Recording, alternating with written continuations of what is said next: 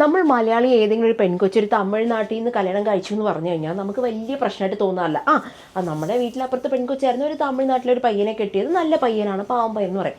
പക്ഷെ അതേ കഥ നേരെ വല്ല രാജസ്ഥാനോ ഹൈദരാബാദോ ഇല്ലെങ്കിൽ നോർത്ത് ഇന്ത്യയിൽ ഏതെങ്കിലും സ്ഥലം പറഞ്ഞു കഴിഞ്ഞാൽ ഭയങ്കര കൗതുകമാണോ, അതെങ്ങനെ പരിചയപ്പെട്ടു, അതെങ്ങനെ അറിയാം? കാരണം ഒന്നും നമുക്ക് അതിൻ്റെ ഭാഷ മനസ്സിലാവില്ല. ഹിന്ദിക്കാരെന്ന് പറയുമ്പോൾ നമുക്ക് അത്രയും സ്ഫുടതയോടെ സംസാരിക്കാൻ കുറച്ച് ബുദ്ധിമുട്ടാണ്. പിന്നെ ഫുൾ ഓൺ കൗതുകമാണ്. അവൾ എവിടെ പഠിക്കാൻ പോയി, അവൾ ബാംഗ്ലൂർ പഠിക്കാൻ പോയിട്ടാണോ ഇനി ആ ചെക്കനെ വളച്ചത്, അതോ ഇപ്പോഴത്തെ കാലമല്ലേ പെൺകൊച്ചിങ്ങനെ ഇൻസ്റ്റാഗ്രാമിലെ മെസ്സേജൊക്കെ അയച്ചിട്ട് അങ്ങനെ എന്തോ കറങ്ങി, അപ്പം നമ്മുടെ ആറ്റിറ്റ്യൂഡ് മാറും. അതുപോലെയാണ് നമ്മുടെ ഈ സൈഡ് കഥ. ഇത് പൂന സിൽക്കാണ്. പൂന സിൽക്ക് എന്ന് പറയുമ്പോൾ തന്നെ നമുക്കറിയാം ബനാറസി കോൺസെപ്റ്റിൽ വരുന്ന ഒരു ഫാബ്രിക്കാണ്.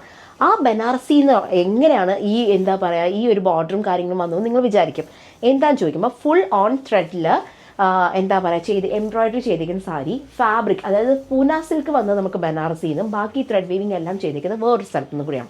അതെവിടെയാണെന്നൊന്നും ഞാൻ പറഞ്ഞിരുന്നില്ല. അതൊക്കെ നമുക്ക് പറയില്ലേ, അങ്ങനെ ബിസിനസ് സീക്രട്ട് ഒന്നും ഫുള്ളായിട്ട് നമ്മൾ റിവീൽ ചെയ്യേണ്ടെന്നുള്ളൊരു ഗൂഢാലോചനയിലാണ് നമ്മളൊക്കെ.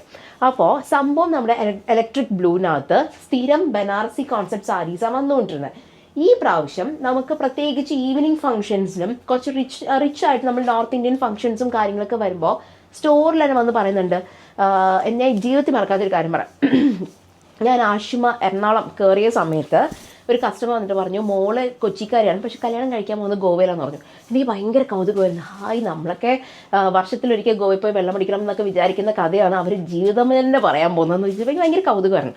പക്ഷെ അവരന്ന് നോക്കിയ സാരീസ് ഈ കോൺസെപ്റ്റ് ആയിരുന്നു. പക്ക നമ്മുടെ സൗത്ത് ഇന്ത്യൻ സാരി വേണ്ട, കുറച്ചും കൂടി, കാരണം ആ പെൺകുട്ടിയുടെ പയ്യൻ്റെ വീട്ടുകാരൊക്കെ നോർത്തിൽ നിന്ന് വരുന്നതാണ്. അപ്പോൾ ഒട്ടും മോശമാവാൻ പാടില്ല, കുറച്ചും കൂടി ഡീപ്പർ ടോൺ വേണം. നമ്മൾ മലയാളികൾ പൊതുവെ അങ്ങനെ കളേഴ്സ് ഉപയോഗിക്കില്ല എന്നാണ് എല്ലാവരുടെയും വിചാരം. അപ്പോൾ കുറച്ചും കൂടി ഡീപ്പർ ടോൺ വേണം. നോർത്ത് ഇന്ത്യൻ അവരുടെ അച്ഛനും അമ്മയ്ക്കൊക്കെ ഇഷ്ടപ്പെടുന്ന സാരീസ് വേണം. അപ്പോൾ ഞാൻ എന്താ അങ്ങനെ പറയുന്നത്, നമ്മൾ മലയാളികൾ എല്ലാ കളേഴ്സ് യൂസ് ചെയ്യും, നമുക്ക് പിന്നെ കുറച്ച് ടേസ്റ്റ്ഫുൾ ആയിട്ടുള്ള സാരീസ് വേണമെന്ന് പറയുന്ന അത്ര അഹങ്കാരം ഒന്നും എനിക്ക് തോന്നിയില്ല. അങ്ങനെ വരുന്നൊരു കോൺസെപ്റ്റിലെ സാരിയാണ് ഇത്. ഞാൻ പറയാം, പൂന സിൽക്ക് ഇപ്പോൾ ഭയങ്കര രസമായിട്ട് നമുക്ക് കിട്ടുന്നുണ്ട്. ഈവൻ ഞാൻ ഇനോഗ്രേഷന് ഉടുത്തതും പൂന സിൽക്കാണ്. ഭയങ്കര ലൈറ്റ് വെയിറ്റ് ആണ്. നമുക്ക് ഏകദേശം ഒരു 10-12 റേഞ്ച് തൊട്ട് നമുക്ക് പൂന സിൽക്ക് ബനാറസി അവൈലബിൾ ആണ്. അപ്പോൾ നമുക്ക് ഈ ഒരു കോൺസെപ്റ്റ് സത്യം പറഞ്ഞാൽ ആദ്യമായിട്ടാണ് നമുക്ക് ആഷിമയിൽ വരുന്നത്. എനിക്ക് വേറെ ചിലപ്പോൾ സ്റ്റോഴ്സിലുണ്ടോ എന്ന് എനിക്ക് ഒരു ഐഡിയ ഇല്ല, ഞാൻ ഇതുവരെ കണ്ടില്ല. കാണാത്തോണ്ട് പിന്നെ തള്ളിയിട്ട് പറയില്ല. അപ്പോൾ ബാക്കിയുള്ള ബുട്ടീക്സ് പറയില്ലേ, എന്താ ഈ പെൺകൊച്ചു തള്ളിത്തലങ്ങ് പോകണല്ലോ, നമ്മുടെ കടയിലൊക്കെ ഉള്ള ഈ കൊച്ചിന് അറിയില്ലെന്ന് വിചാരിച്ച നാണക്കേടായിപ്പോൾ. അപ്പോൾ ഞാൻ പേഴ്സണലി ഇതുവരെ കണ്ടില്ല, പക്ഷേ എനിക്കിത് ഭയങ്കര ഇഷ്ടമായി. കാരണം വേറെ ഏത് കളറിൽ കിട്ടുന്നതിനെക്കാളും ആ ഇലക്ട്രിക് ബ്ലൂവിനകത്ത് വൈറ്റ് എന്ന് പറയുമ്പോൾ തന്നെ എക്സ്ട്രാ ഓർഡിനറി കളർ കോമ്പിനേഷനാണ്. യൂഷ്വലി ഇത് ബ്ലാക്ക് ആൻഡ് വൈറ്റ് കോമ്പിനേഷൻ നമുക്ക് ഭയങ്കര ഫെമിലിയറാണ്. പക്ഷേ ഇലക്ട്രിക് ബ്ലൂവിനകത്ത് ആ വൈറ്റിൽ വന്നപ്പോഴത്തേക്കും നല്ല ഭംഗിയുണ്ട് എന്ന് ഞാൻ പറയും. പല്ലു പോർഷനകത്ത് ബനാറസിൻ്റെ ഒരു ടച്ച് ഉണ്ട്, കാണുന്നുണ്ടല്ലോ എല്ലാവരും, കാണുന്നുണ്ടോ?